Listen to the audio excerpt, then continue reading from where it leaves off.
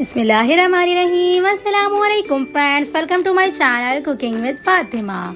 आज मैं आपको बहुत ही मज़ेदार सी ग्रेवी वाली अरबी मसाला बनाने की इजी, क्विक और बहुत ही डिलीशियस सी रेसिपी देने लगी हूँ। आपने इस रेसिपी को मेरी रेसिपी से एक बार ज़रूर से ट्राई करना है। आप इस रेसिपी को एक बार बनाएंगे ना, यकीन करें हफ्ते में 2 से 3 बार खुद ही बनाने पर मजबूर हो जाएंगे। इतनी ये डिलीशियस मज़ेदार सी रेसिपी बनके रेडी होती है। तो चलो मैं रेसिपी को बनाना स्टार्ट करते हैं। बिस्मिल्लाहिर्रहमानिर्रहीम। यहाँ पर ना मैंने अरबियों को जो है ना छील कर अच्छे से कटिंग कर लिया हुआ है। इसके अंदर ना हमने 1 टेबल स्पून नमक ऐड करने के बाद ना अच्छे से मिक्सिंग कर लेंगे। चाहे तो आप हाथ से भी अच्छे से मिक्स कर सकते हैं और चाहे तो चम्मच से भी। उसके बाद ना इसे हमने आधा घंटा के लिए छोड़ देना। तमाम लेस ख़त्म हो जाएगी अगर आप ये प्रोसेस करते हैं। अच्छा, यहाँ पर मैं आपको एक बात और बताऊं, अगर आपको अरबियों के छिलके उतारने में इचिंग या खारिश वगैरह होती है ना, तो आप ना छिलका उतारने से पहले ना हाथों के अंदर जो है ना अच्छे से सरसों का तेल लगा लिया करें। इस तरह से ना इचिंग या खारिश वगैरह बिल्कुल भी नहीं होगी। आधा घंटा के लिए अच्छे से नमक लगा के रख देंगे ताकि तमाम लेस जो है ना अरबी की निकल जाए। उसके बाद ना यहाँ पर हम एक पैन लेंगे। उसके बाद ना कुकिंग प्रोसेस स्टार्ट कर लेंगे। आधा कप तेल लेंगे। इसके अंदर हमने 1 टेबल स्पून लहसुन और अदरक का पेस्ट ऐड करना है। साथ ही हमने 2 अदद चॉप की हुई प्याज ऐड कर देनी है। याद रहे चॉप की हुई ऐड की है। यहाँ पर हमें जो है ना ग्रेवी सूखी सूखी सी चाहिए, ज़्यादा जो है ना थिक सी नहीं चाहिए, ड्राई सी चाहिए। तो इसलिए हमने यहाँ पर चॉप की हुई प्याज ऐड की। ढक्कन बंद करके 5 मिनट तक मीडियम टू लो फ्लेम पे कुक किया। इस तरह से ना प्याज में अच्छे से कलर भी आ जाएगा और प्याज अच्छे से नरम भी हो जाएगी। उसके बाद ना जब प्याज इस स्टेज पे आ जाएगी, अच्छा सा कलर जो है ना यहाँ पर प्याज के अंदर आ जाएगा, तो इसके अंदर हमने 2 अदद चॉप किए हुए टमाटर ऐड कर देने। अच्छा, याद रहे चॉप की हुई प्याज और चॉप किए हुए टमाटर ऐड करने से ना जो ग्रेवी है ना वो थोड़ी सी ड्राई सी बनती है, सूखी सी बनती है, खड़ी सी बनती है।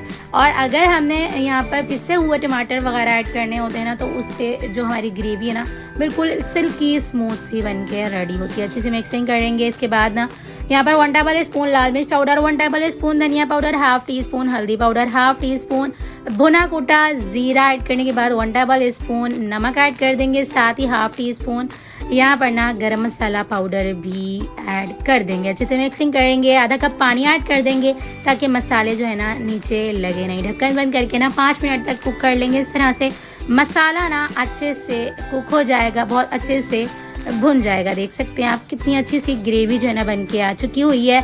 और तमाम चीज़ें हमने यहाँ पर जो है ना वो चॉप की हुई ऐड की थी, दरदरी सी ऐड की थी। तो देख सकते हैं मसाला हमारा ड्राई सा दरदरा सा यहाँ पर अच्छे से भुन चुका हुआ है। जब मसाला हमारा इस स्टेज पे आ जाएगा, अच्छे से भुन जाएगा, तो यहाँ पर ना हमने एक अच्छी सी खटास देने के लिए ना 4 to 5 टेबल स्पून अच्छा वाला दही ऐड कर देना है। अच्छे से मिक्सिंग करेंगे और इसके बाद ना यहाँ पर हमने दोबारा से ढक्कन बंद करके ना 5 मिनट तक कुक करना है। तो इस तरह से हमारा मज़ेदार सा मसाला यानी कि कह सकते हैं आप ग्रेवी जो है ना बन के रेडी हो जाएगी। अच्छा, यहाँ पर मैं आपको एक टिप और भी दूँ, आप चाहें ना तो यहाँ तमाम मसाले खड़े कुक करने के बाद ना एक ही बार इसे चॉप भी कर सकते हैं। टाइम की भी बचत होगी और यहाँ पे ज़्यादा जो है ना आपको मेहनत करने की भी ज़रूरत नहीं होगी। तो यहाँ पर ना ढक्कन बंद करके कुक करने से ना 5 मिनट के अंदर ही ना ये मसाला देख सकते हैं कितनी अच्छे से कुक हो चुका हुआ है। तमाम दही का पानी भी अच्छे से ड्राई हो चुका है। इस स्टेज पे आके ना यहाँ पर अच्छे से धोने के बाद ना 4 से 5 पानी से धोने के बाद ना जब तमाम लेस निकल जाएगी, तो यहाँ पर इस टाइम पे हमने अरबियाँ ऐड कर देनी है। अरबियों को हम गलाने के लिए ना यहाँ पर तकरीबन 1 गिलास भर के पानी ऐड कर देंगे। वैसे ये टमाटर प्याज के पानी में भी अच्छे से गल जाएगी, लेकिन हमने 1 गिलास भर के पानी ऐड किया है ताकि ये बहुत अच्छे से गल जाए। क्योंकि कुछ अरबियाँ बीच में ऐसी होती हैं ना जो बहुत कम गलती हैं और कोई जो है ना बहुत ज़्यादा जल्दी से गल जाती हैं और कुछ जो है ना बिल्कुल भी नहीं गलती। तो इसलिए हमने ज़्यादा अच्छे से गल जाएं। देख सकते हैं आप कितनी अच्छे से ग्रेवी भी बन के आ चुकी हुई है और कितने अच्छे से ना हमारी अरबियाँ भी तकरीबन बिना 20 से 25 मिनट इसे ना हमने बिल्कुल दम वाली फ्लेम पे रख के छोड़ दिया। लेकिन अगर आप चाहें ना तो 10 से 12 मिनट भी इसे कुक कर सकते हैं। हमने ज़्यादा देर इसलिए छोड़ दिया क्योंकि मेरे पास टाइम बहुत था। तो अगर आपके पास ज़्यादा टाइम ना हो और झटपट से बनाकर रेडी करना चाह रहे हैं, तो आप इसे ना 10 से 15 मिनट भी जो है ना मीडियम टू लो फ्लेम पे रख के ढक्कन बंद करके कुक करेंगे ना तो ये जल्दी से गल जाएंगी।